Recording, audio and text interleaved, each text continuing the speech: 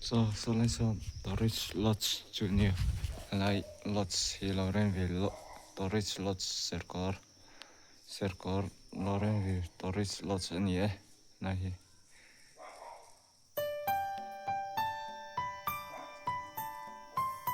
Ta hiện tu mà lọ mơ rì lúa tu này chân. Hắc tu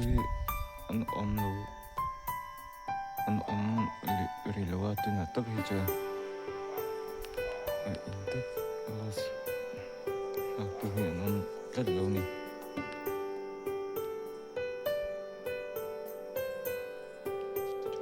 Nah hilang senia jangan tanya kalau untuk jajar ngah senia lai dari mah yang loreng beli terus slot sini sih itu nak tuh hilang itu jajar rekod mai tak nih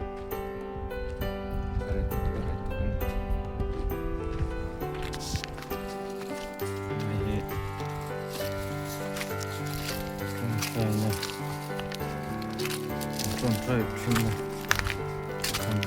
좀 가는데 되나?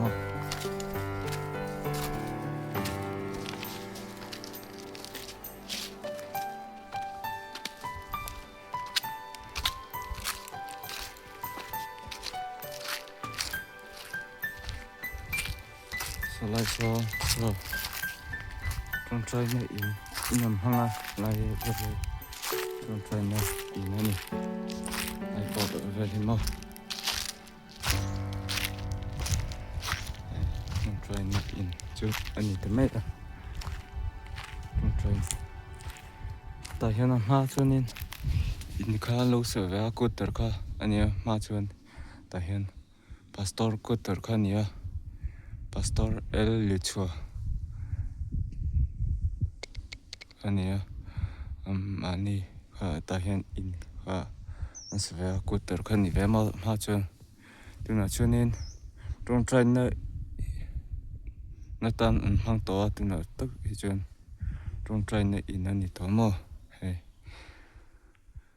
cái việc nó rằng vì trong trái này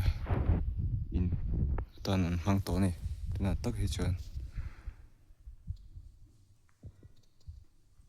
prayer hall anh chứ prayer hall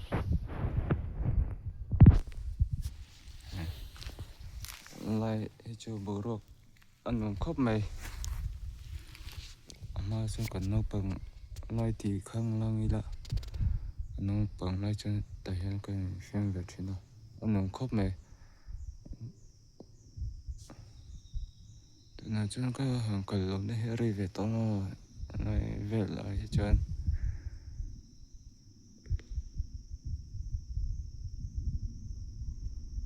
cũng sáng thì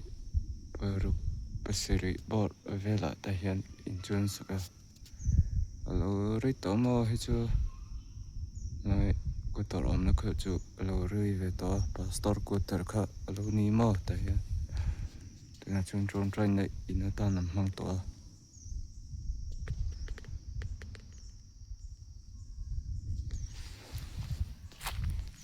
ni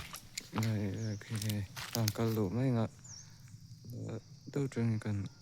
focus na kan cover na ki lai ve ki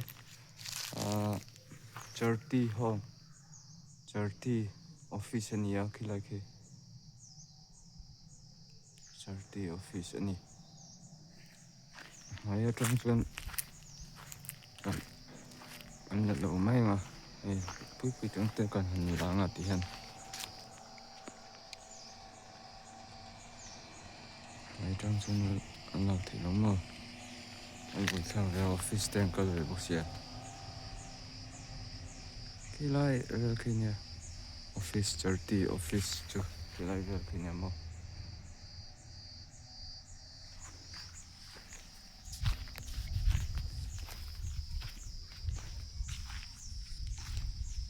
nó tất hết chuyện trong trời chứ không chuyện lắm nữa tại hiện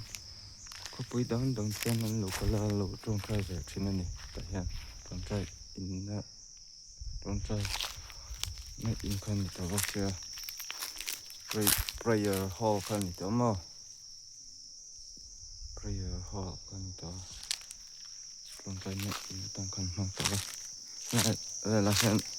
được cho cháu thế thua không cháu về thế này được cái chuyện đang cháu về thế này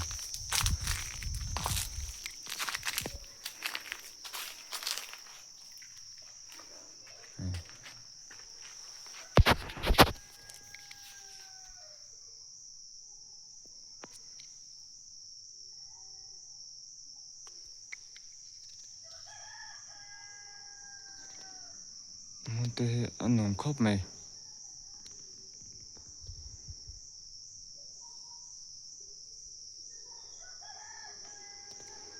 hai nồng khóc mày